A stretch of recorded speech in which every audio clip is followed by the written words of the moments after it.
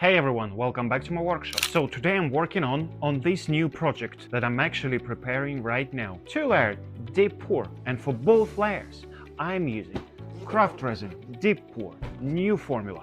So the plan for this piece is simple. First pour today is the base layer. This is basically the background. Then later the second pour will be my top layer. This one will be fully clear because I'm aiming to encapsulate the items in it. Both pours to be done using the same craft resin deep pour new formula. If you're working on any kind of deep pour resin projects, this one is really built for it. It's great for deep pour molds, river tables, thick casting projects, encapsulating items like this one. Anything when you pour in deep and you need your pour to be consistent and clear. So it's really good all around deep pour resin. Simple as that. So the first thing I've noticed with this new formula is how well it mixes. The hardener is much thinner than the previous version. So instead of the thicker hardener that's sometimes harder to blend with the resin, this one mixes into the resin really smoothly, and that is super important because if resin and the hardener don't mix properly, you can end up with soft spots, cloudy spots, or uneven curing. Another big improvement is the viscosity. These new formula have much lower viscosity, which means it flows much better. And because it's thinner, bubbles don't get trapped as easily, bubbles race faster, and overall bubble release become much easier. So it helps resin to cure crystal clear, especially in a deeper pour, where bubbles could become an issue. It mixes well with any colorants you're gonna add to it. And overall, this is just a good, solid resin. It's durable, it cures clear, has good clarity, and it's reliable for deep pours. So if you are looking for the deep pour resin that performs well across the board, this new formula definitely worth trying. First, I'm placing the pre-cut wood pieces into the mold. Everything is already sized and prepared, so the focus here is just positioning them correctly before the pour. At this stage, I'm mixing the resin without adding any color. This ensures the base mixture is fully combined before introducing pigments.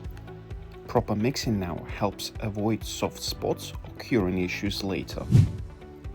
Now I'm adding sea smoke mica powder to the resin and mix again until the color is completely uniform. Take your time here, making sure there are no streaks or dry pigments left in the mix. Once everything is fully mixed, the resin is ready for pouring. I am pouring slowly and evenly, allowing the resin to flow around the wood pieces and settle naturally. This first layer will create the base color and foundation for the layer that follow. And that's the base layer done. Next step will be the clear top pour and encapsulating the items inside. Once the first layer is fully cured, I'm ready to prepare the surface for the second pour. I start by scuffing the cured resin using 150 grit sandpaper. I lightly sand the entire surface, making sure to remove the gloss and create an even scratch pattern. After sanding, I remove all the dust, then I clean the surface with mineral spirits to make sure it's completely free of debris. This table includes integrated elements, including ancient fossils and pebble stones. I carefully place them into the river areas, positioning each piece exactly where I want it. This step takes time because once the resin is poured, the placement is locked in. Next, I mix the clear resin. For pours thicker than 10 mm, I used craft resin deep pour formula. It mixes well, pours smoothly, and cures crystal clear, which is exactly what's needed for projects like this.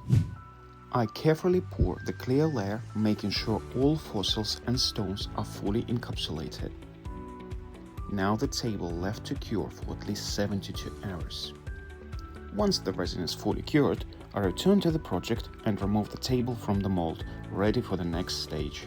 Once the table is fully cured and the table surface is roughly flattened, it's time to work on the edging. I start by rounding the corners using a template and a flush green bit in the router.